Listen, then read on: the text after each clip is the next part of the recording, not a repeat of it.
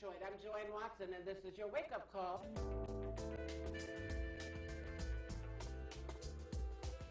When a brown girl child is born, the earth shifts. The sun is at half-mast. The moon waits for her first cry. The ancestors set the table. The flowers turn red as blood. This is your land, continent daughter, with tree trunk legs and branches for arms. This is your soil, black and fertile as your eyes facing an apartheid Jim Crow current past memory. Some of us begin the removal of shackles at birth.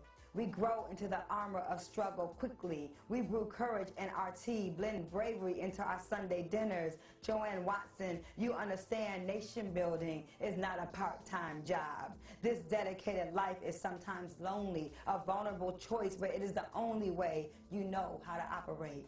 You are wired for the movement in your black women bones, even when tired, still fighting, still organizing, still singing morning spirituals. You were born to lead, even in your own family, the eldest of 10 children born to Jefferson and Lestine. You made Damon, Nefertari, Stephen, Maya. Her children always knew she was larger than life.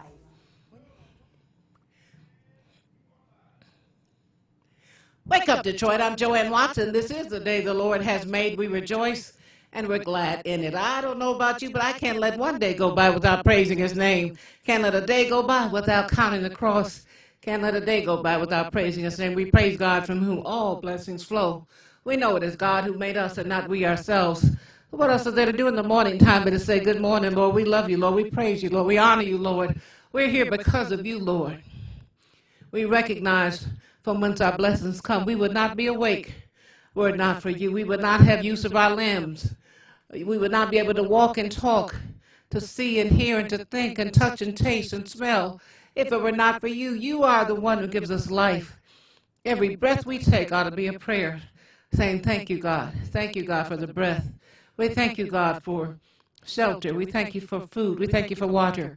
We thank you for being a part of the body of Christ. We thank you for loving us more than we love ourselves. It is good to give thanks unto the Lord, for he is good. He is good, and his mercy endureth forever. On this terrific Thursday, a day we've never seen before and will never see again, let us decide that not to squander this day. Let us make the most of this day, maximize this day.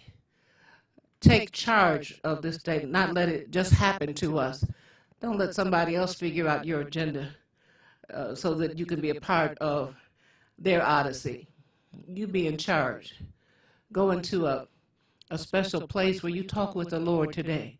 Have that silent time with the Lord in which you open yourself up to get direction and, when necessary, correction from the Lord. That happens best in the silence. Do you know that when you pray silently, the Lord can, not only can, he will hear those prayers, potent prayers. And when you are silent and can sit and discipline yourself to sit silently and not let the cacophony of thoughts take over your mind, but just become still and sweet, the Lord will speak to you. The Lord will speak to you and give you those thoughts that will help direct you, help move you in that heavenly direction. It is good to give that special time for your relationship with the Lord to be built and to be sustained and to be consummated. It's not just us talking to God, talking about things we think we want or need. Sometimes you just need to listen. Sit in that silent space. Here am I, Lord. Here am I. Here am I. We can't figure it out on our own. We cannot do it by ourselves. We are not equipped to make every decision for ourselves. We didn't make ourselves. We didn't get here by ourselves. So why not wholly depend, wholly trust, and wholly lean on the Most High God? Why not do that? You know, in Matthew 13, some of the so-called leaders of the temple were saying to themselves, who does that guy think he is? Isn't that the carpenter's son? Isn't that Mary's child? Mary, who has all those other children, he's in here trying to tell us what he thinks as if he's profound. And Jesus said, "You're not, a prophet is not without honor except in his own country, except among his own people."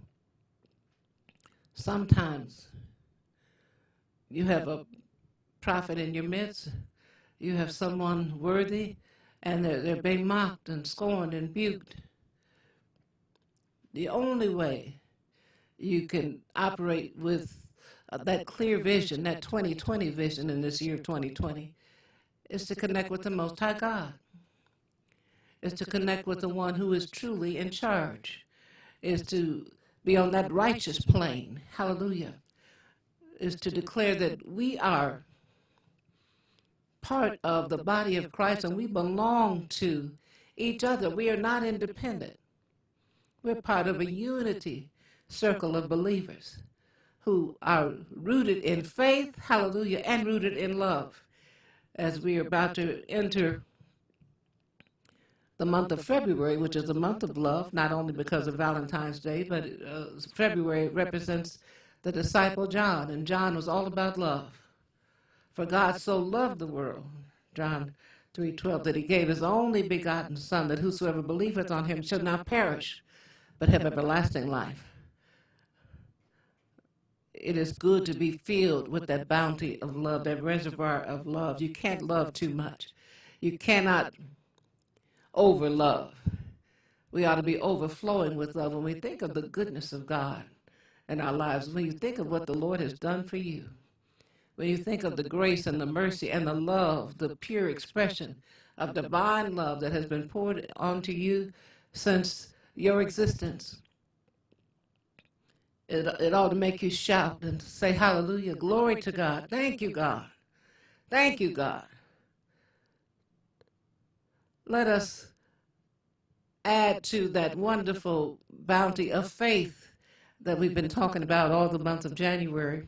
Faith represented by Peter, the disciple that Jesus said, "On this rock I build my church." Faith is an absolute precipice for the building and the foundation. How firm a foundation is our faith. Without faith, you cannot please him. With faith, you can do all things. And connected with faith, right there is love. We've been made by love, created out of love. And the truth is, our job description is to love. We were made to love. We were fashioned to love. We were built to love. We were designed from inception to be loving, to be a blessing to others, to be a credit to the Father who made us in his image and his likeness. Let us take the time to lay out a prescription for how well and how often and how much we can love, not just during the month of February, but throughout our existence.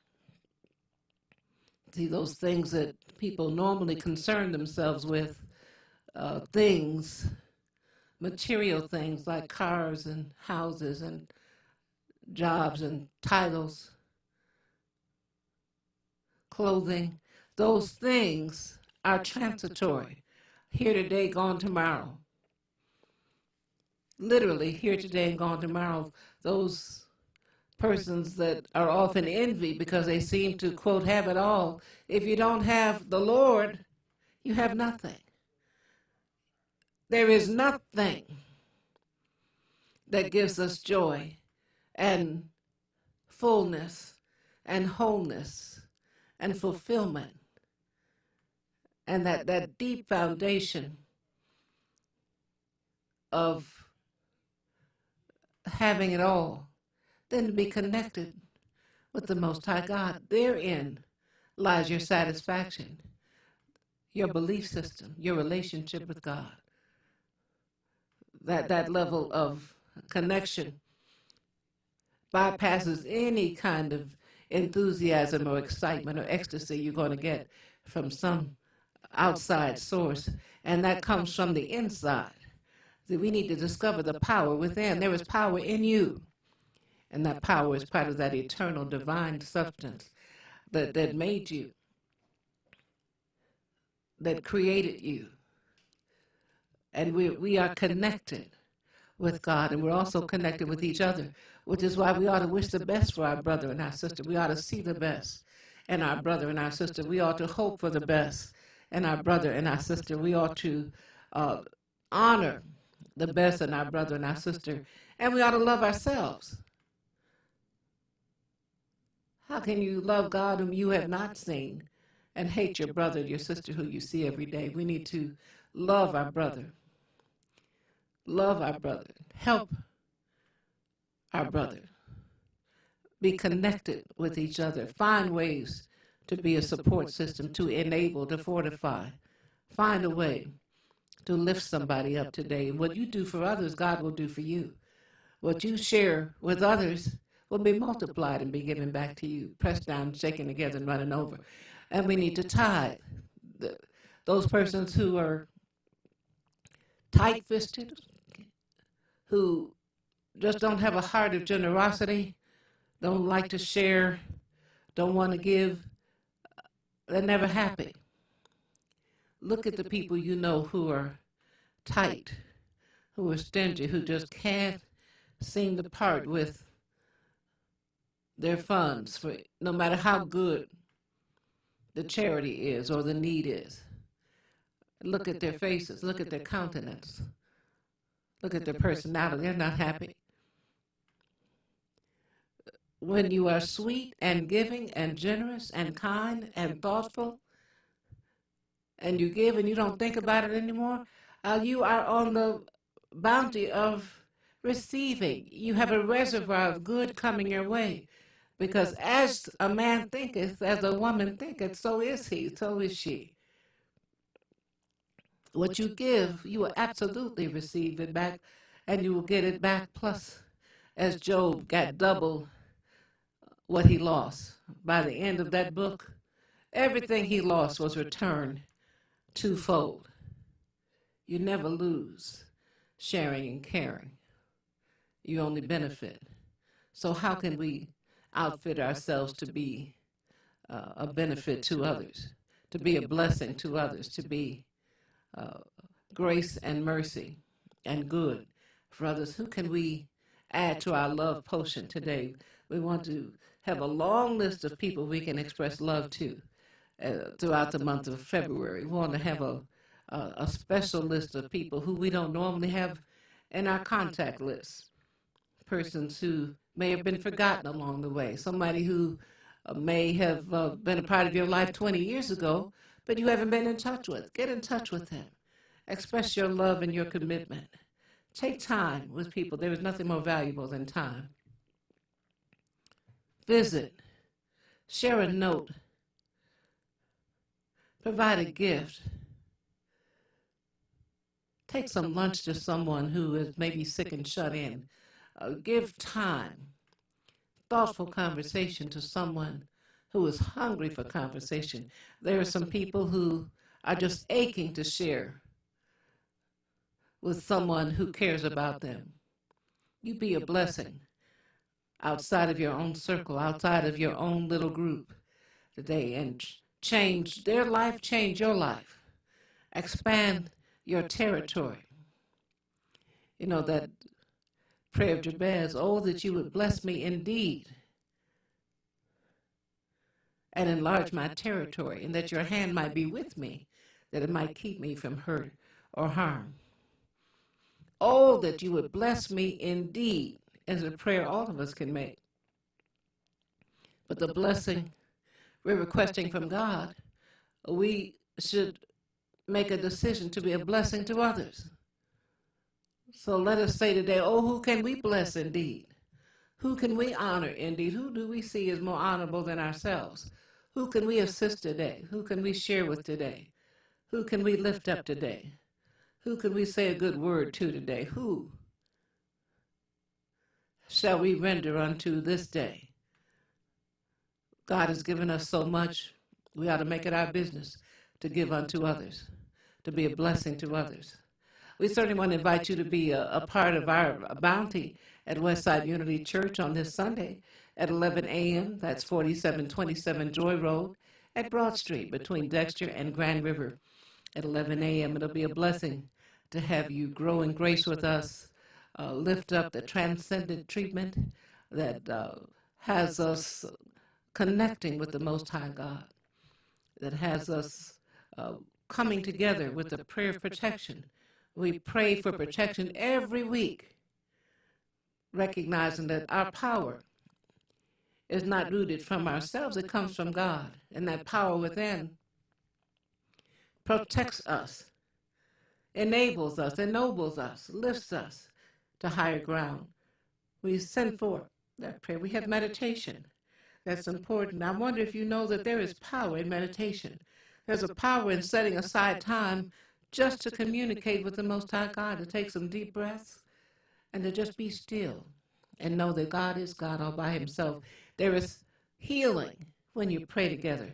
There's a healing, and there's a witness and a testimony about healing that has gone forth when people, God's people, come together and pray. There's good news from those who are united. How pleasant, how good and how pleasant it is when brethren dwell together in unity, not in discord, not in arguments, not in fussing and fighting. Let unity and harmony and love and affinity, fellowship be your calling card. Let people be happy to see you coming and get a smile on their face because they know you're bringing in a spirit of love, of faith, of unity and connection. As you go forth this day, no matter what is on your agenda, you put God first. Wake up with the Lord on your mind. Pray to the Lord. Thank the Lord for the blessings that you have already received. Ask the Lord to govern you and your thoughts, your words, and your actions, and to be with you in all circumstances, helping you understand even which way to go. Should you turn left or right or go forward? Check in with the Lord. First thing in the day, throughout the day, and last thing at night. Thank you, Lord. Praise God. Put all of your trust in the Lord, not in man, not in money, not in things, not in a position. Don't give your all to a job that'll downsize you in a minute and lay you off. Don't give your all to somebody to be in their crew when they're seeking you to worship them. Worship God. Put God first. Nothing ought to come before God. Not your mate, not your children, not your education, not your job, nothing, not your clothes, not your car, nothing. No thing. There is nothing that ought to be prioritized more than your relationship with the Most High God. When you put God first, everything else falls into place. When you put God first, your heart is filled with love. There's no room for bitterness or envy or hatred or disgust or frustration or anxiety. When you put God first, a sweetness comes around you. A light shines through you and all around you. We thank God for the light of God that surrounds us, the love of God that enfolds us, the power of God that protects us, and the presence of God that watches over us. Wherever we are, God is, and all is well. Amen. Wake up, Detroit.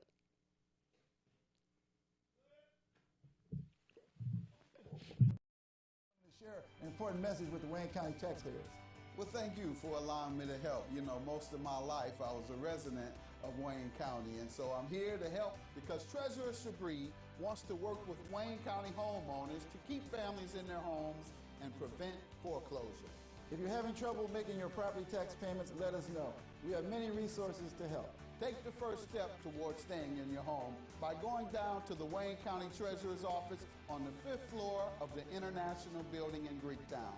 Stop by today to learn more about our payment plans and especially the newly extended interest rate reduction program. Already in the payment plan? It's important you stay in good standing.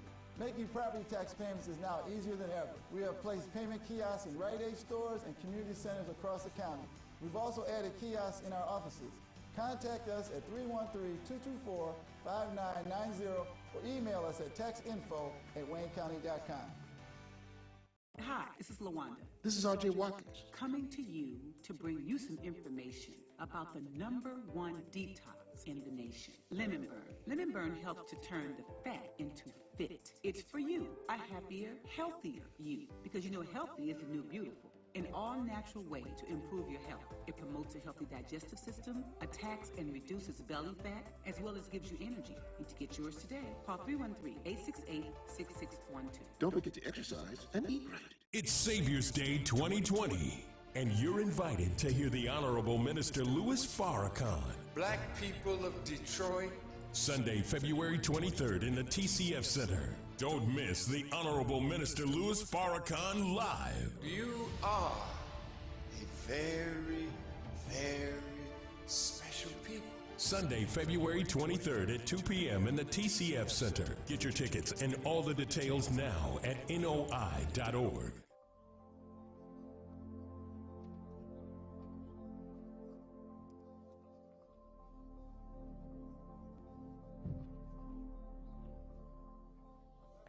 Here's what's going to happen. I'm going to give each of our experts anywhere from 2 to 7 minutes to share with you what the laws are, and in some cases with the policing agency, what is expected of you. But they're going to give a presentation. I'm going to start with Judge Deborah Thomas, who is from the Wayne County Circuit Court. Please let us welcome Judge Deborah Thomas.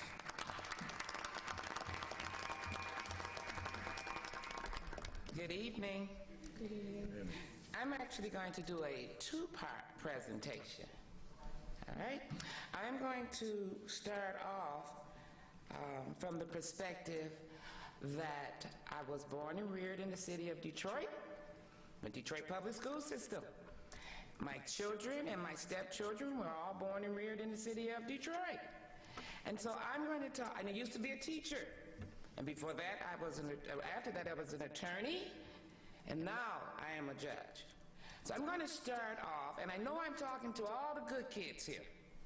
All right, so what I need you to do is when I get finished giving you the information and you leave here, you need to share this information with your cousin Boo, all right, who didn't make it here tonight, all right, and that friend of yours that your mama doesn't know that you really talk to in text because they told you not to have anything to do with them, but that's your boy. And you know, when y'all was really little fellas, y'all got along, I need you to pass on the information because they're not here tonight. All right, so I'm not talking to you, you're the messenger. But we need you to get the information out. So my first conversation I'm going to have with you from the perspective of being a mom, being a teacher. And I presented myself. I look just like, you know, your teachers at school with dress, your parents, your grandmother maybe, the first lady at the church, who are always giving you advice on what you should and shouldn't do. And that's where I'm going to start. And then I'm going to switch over. And I'm going to change my appearance, and I'm going to change my tone. Because I'm going to end this presentation not as the parent or the nosy neighbor who loves you and wants to tell you what's best. I'm going to end the presentation as I'm the judge. It is what it is, and your mama can't help you now. From the perspective of a parent, the goal is to avoid police contact.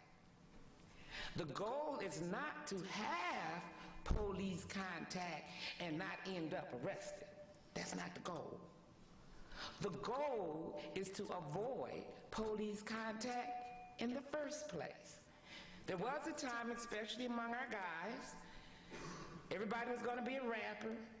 In order to have credit as a rapper, you had to go to jail at least, not prison, but you know, that was even better.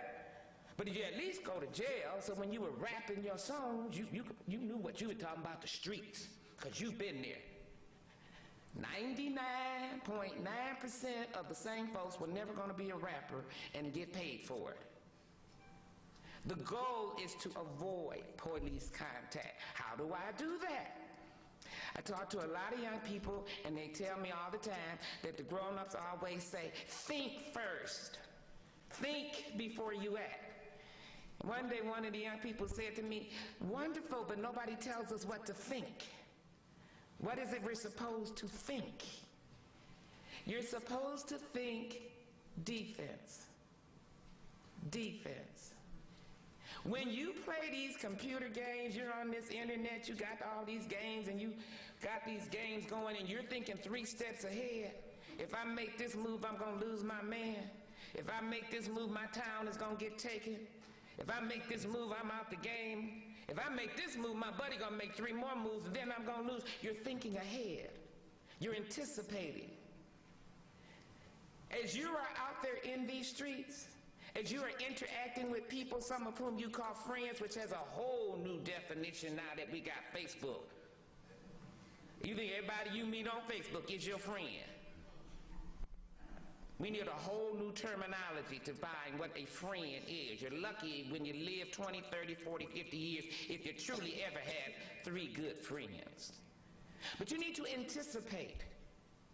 If I go with this person to this event, is it possible something might go wrong? If I get in this car with my buddy, and I know this is not my buddy's mama's car, and I know my buddy didn't buy a car, and I know this car is really a nice car, and I don't know why the steering column got this ignition hanging out of it, because that's not usually how cars look when we get in drive off. Maybe this car might be stolen, and oh, I didn't steal it, so I'm not worried, because I didn't steal it. It's called receiving and concealing stolen property.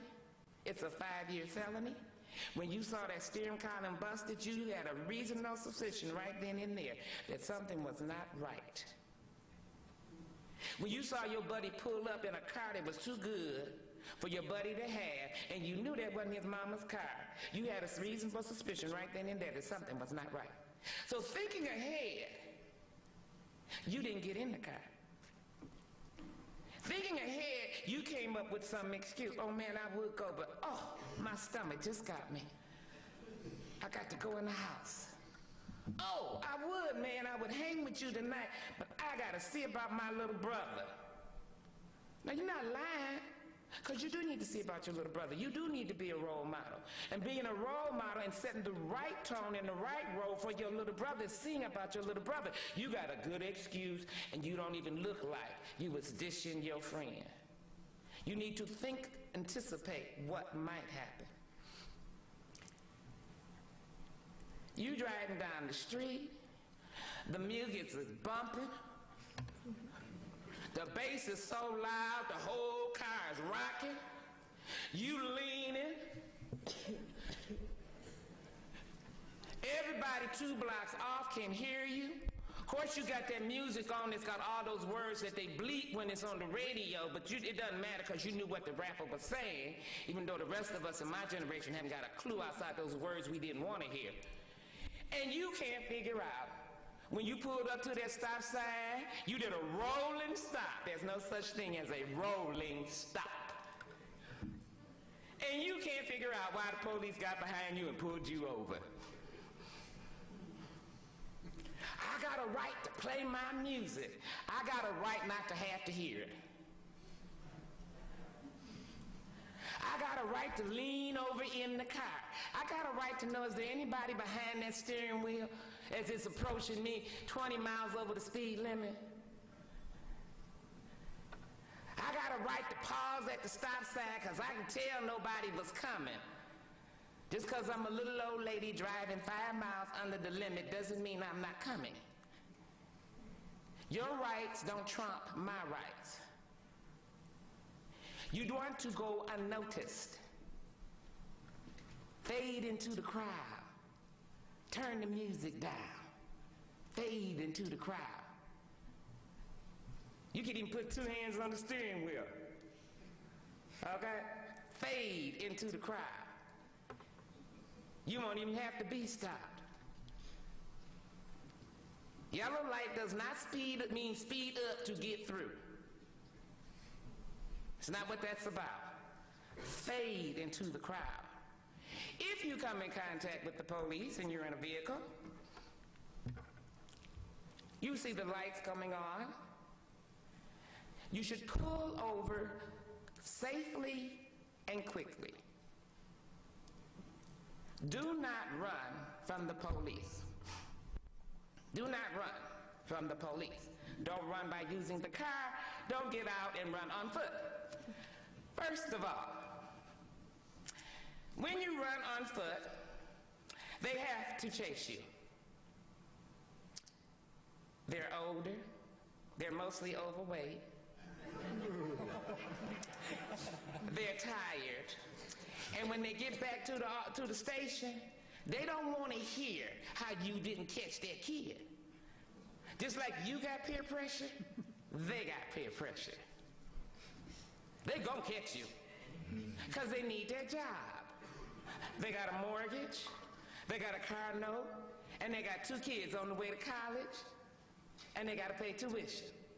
So they gonna catch you. And guess what? They have new technology. They can communicate with one another.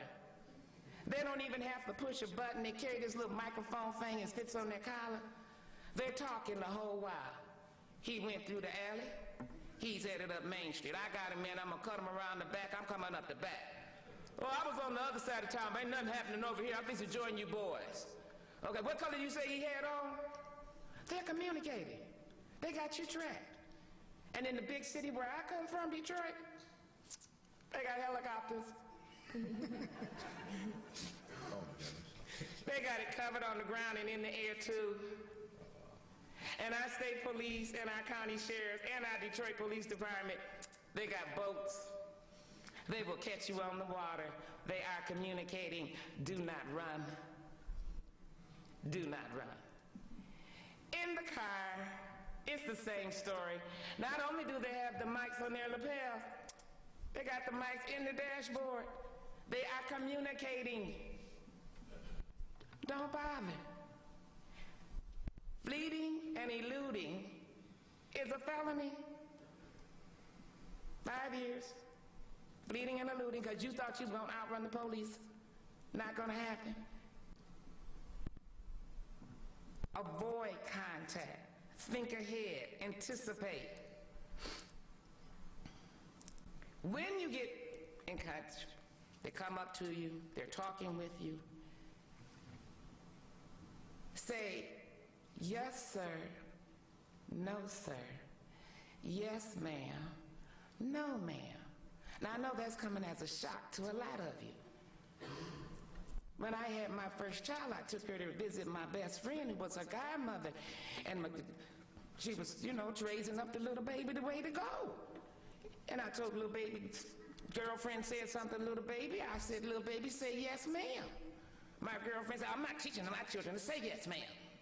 Why not? But black folks always had to say yes, ma'am.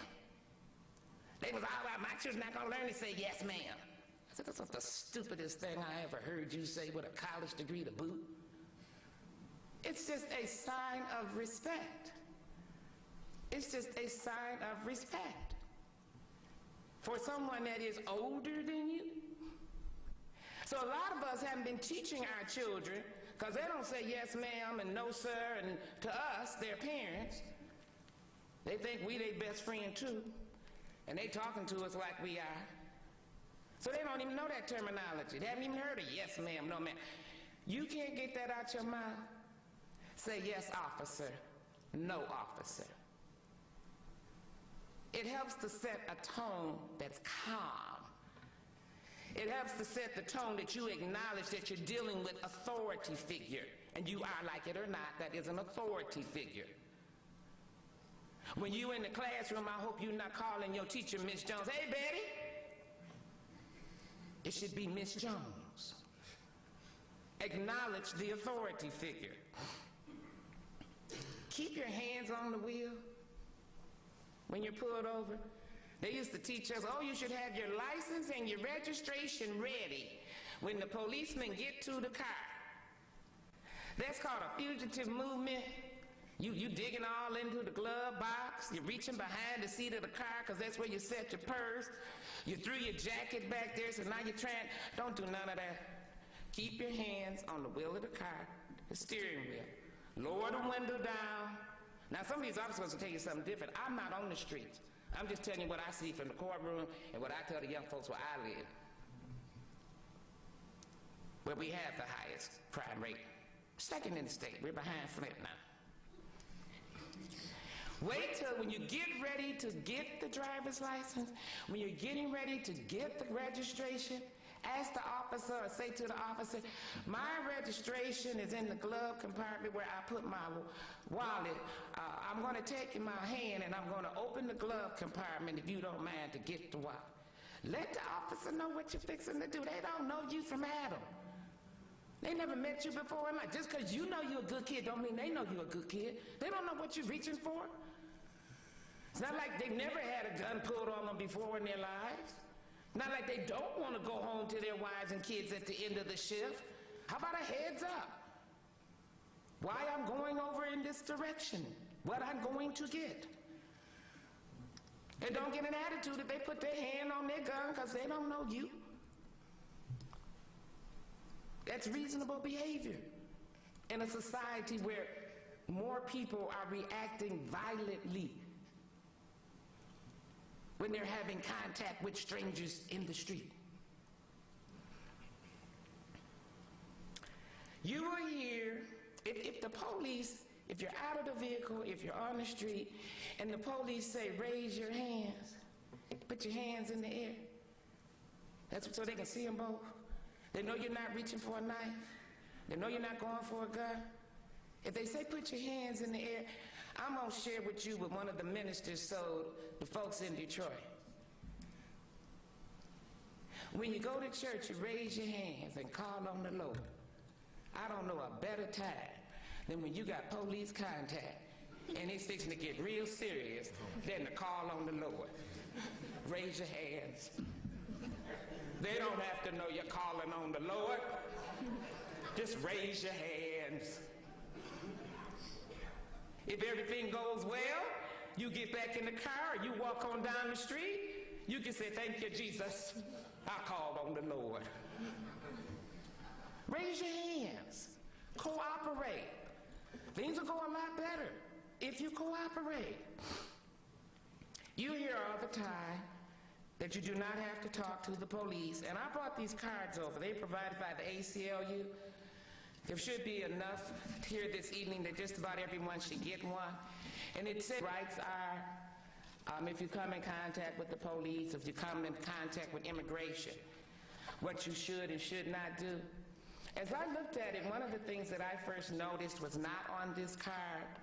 It tells you that you have a right to remain silent, and you do. You have to tell the police that you're going to remain silent, otherwise they won't know that. And then you have to remain silent.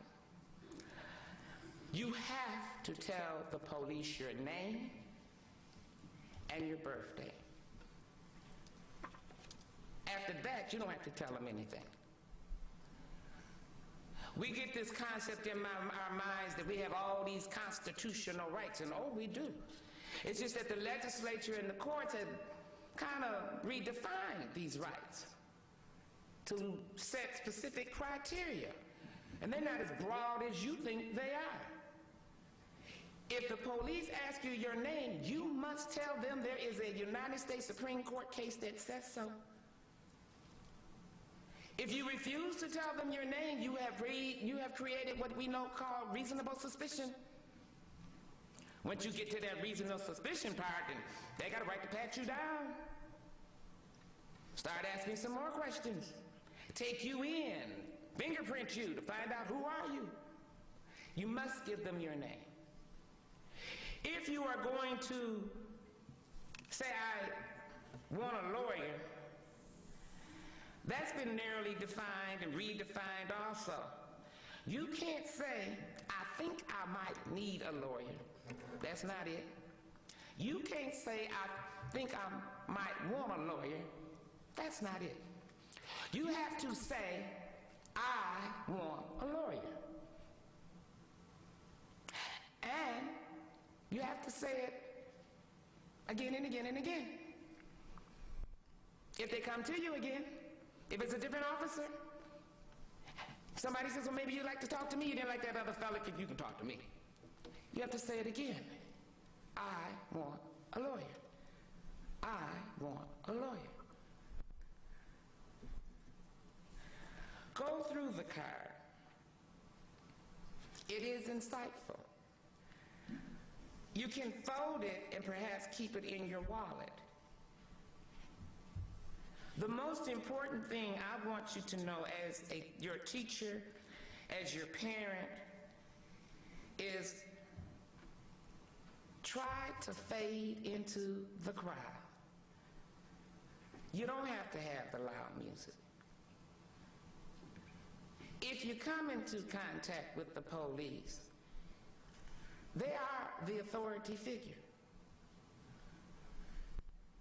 You may be afraid, you may be nervous, but you can say, yes, officer, no, officer. Just hearing that is going to give the officer the impression, somewhere along the line, this kid got some home training.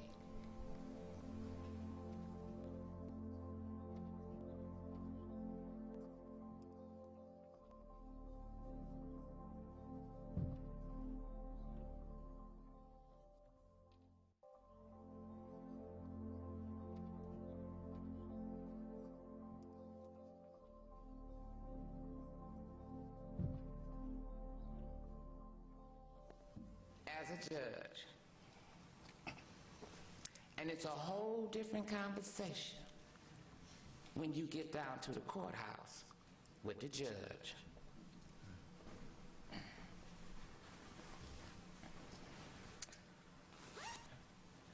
First thing you need to know is if you are placed under arrest as a matter of law, the arresting agency has 72 hours in which they can hold you to get a warrant. So they don't have to let you out in 24 hours. They got 72 as a matter of law. You don't know a lawyer who's gonna come down there and try to rescue you? And I did say try. Make yourself comfortable. First process, if they get the warrant, is going to be what we call arraignment on the warrant. That's when you're told for the first time what the prosecutor's office has decided are the offenses for which you are being charged. We do not, as a state, law, court system, do grand juries. Every now and then in a special case, it's a very rare process. Arraignment on the warrant. When you are arraigned on the warrant, that will be the first opportunity you will have to have a bail set. Bail will be determined based on a lot of factors. Two primary ones are you a threat to society? So we're going to look at the offense for which you are alleged to have committed and therefore facing arrest and charges. We're going to look at what your prior contacts may be, including juvenile contacts. And what is the likelihood that you're going to return to court? Have you got a case history? Did you miss a date that you were supposed to come pay a ticket and you didn't get to court? You may not come back to court for this one either. You can get a bond that requires 10%.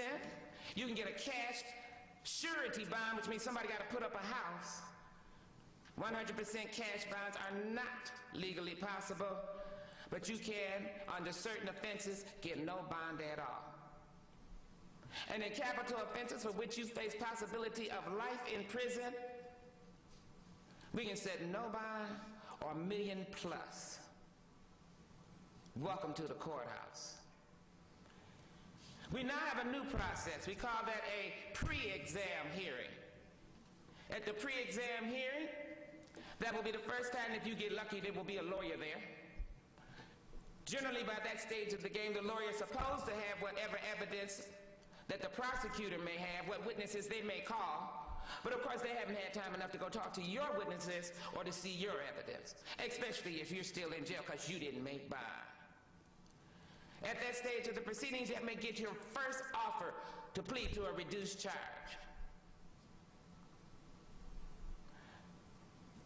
Lawyer doesn't know enough about the case. Lawyer doesn't know if they're going to be committing malpractice if they tell you to take the plea. Unless it's a fantastic offer, or you just know I'm guilty, so I'm going to do it, it doesn't matter. That's the pre-exam. That's your second trip to the courthouse. Then we have what we call the preliminary examination. At the preliminary examination, you should have a lawyer. Court-appointed if you can't afford to buy one. Hire one. At that stage, the prosecutor, the state, produces evidence to show that probable cause exists. Probable cause means it's probable, more likely than not, that a crime was committed, and it's probable, more likely than not, you committed it. Prosecutor can call witnesses, have introduced of evidence. The attorney can cross-examine, the defense attorney can cross-examine the witnesses. Under the car cases now, the owner of the car no longer has to appear. The arresting officer who discovered that the plates were not assigned to the right car, the car had been reported stolen, that's sufficient. At the preliminary examination, in some jurisdiction, you may get another offer to plead to a reduced charge. In Wayne County, the general practice is the more the proceedings you attend, the less favorable the offer. I can't give you the rationale. Maybe because they've had a better opportunity as time goes by to evaluate the case. They know which witnesses are going to appear and which ones are not. They've had more evidence to come in. That's the general policy. All of those proceedings take place in the district court, which is usually your city court. After you leave the preliminary examination and you have been bound over, you will go to the circuit court. That's where I am. Yeah, that's where the big boys play. In the state of Michigan, you need to understand that age 17, you are automatically charged as an adult. You have to be 18 to vote, 21 to buy liquor and cigarettes, but at 17, you are automatically charged as an adult in the state of Michigan. The prosecutor has the discretion to charge anyone at any age as an adult and prosecute as an adult. There is no minimum age limit. And if the prosecutor chooses to charge and prosecute as an adult, there is nothing your lawyer, your mama, or the judge can do anything about it. There is no discretion on that call outside of the prosecutor's office. Know it, understand it. When you get over to the circuit court, we have what we call an arraignment on the information. How many court times you've been to court now? How many times your mama had to leave work? How many times the attorney had to show up and you want to know why they're charging so much money? How many days have you missed from school? We're not even halfway through the process. Welcome to the courthouse. At the arraignment on the information, if there's been any change in charges as a result of what occurred at the preliminary examination, you are informed of the new charges, the total charges, the charges for which you are facing, at least one of which, if not all, are felonies. Felonies are any offense for which you can be imprisoned for more than 1 year. You may get another offer. Once you leave the arraignment on the information, we have what we call a calendar conference. By that stage, your attorney should have all of the discovery. Your attorney should have met with you, talked with you, met with your witnesses, talked with your witnesses, might have even gone out to the scene of the alleged crime. We would give them a scheduling day. We would let them know if you have some motions you want to bring, unconstitutional stop, unconstitutional search. The confession was not voluntary. No way. You want to bring a motion? We give them a date. They argue the motion at what we call now the final conference. Because at the final conference, when they get finished making all the motions and the judge is going to rule on what motions are successful, which ones are not, which evidence is coming in, which evidence is not coming in, we give them a trial date. At the final conference, you may still get an offer.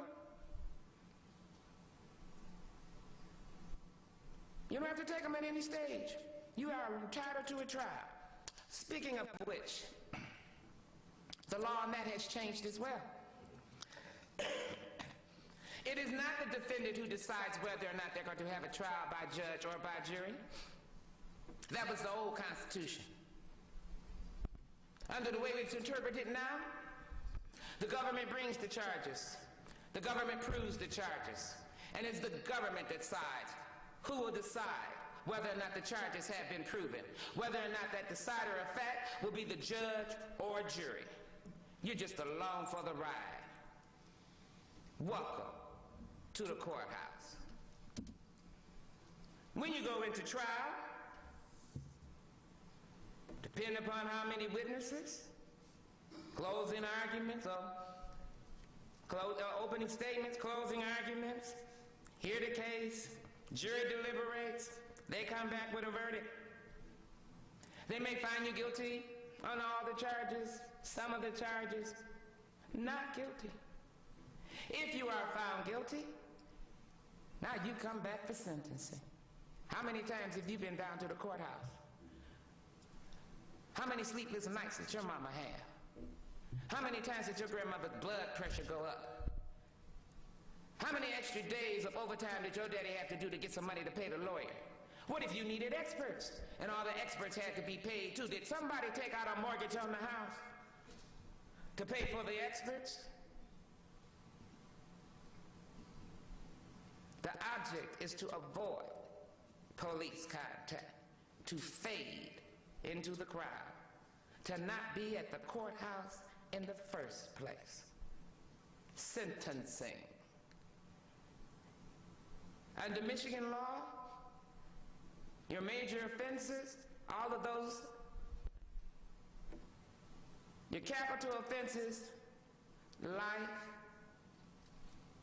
We have life without parole. Carjacking is a life offense. It's cold outside. You didn't want to walk. The car was just sitting there. The keys were in it. The little old lady went into the gas station. She didn't have sense enough to take the keys with her. You jumped in. She came running out. Y'all tussled over the door. You won. You took off. She fell in the snow. Carjacking, life offense. Robbery, life offense. You don't have to have a real gun. You can put your finger in your pocket and do just like this, and somebody thinks you got a gun, thinks you got a knife. Robbery, life offense. I just thought you'd like to know.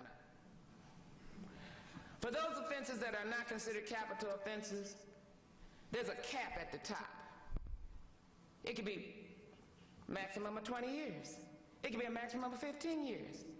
It could be a maximum of 5 years. If I give you... It's Savior's Day 2020, and you're invited to hear the Honorable Minister Louis Farrakhan. Black people of Detroit. Sunday, February 23rd in the TCF Center. Don't miss the Honorable Minister Louis Farrakhan live. You are a very, very special people. Sunday, February 23rd at 2 p.m. in the TCF Center. Get your tickets and all the details now at noi.org. Have you been in an accident? Have you been injured? Auto, motorcycle, bicycle, pedestrian, truck, bus accident.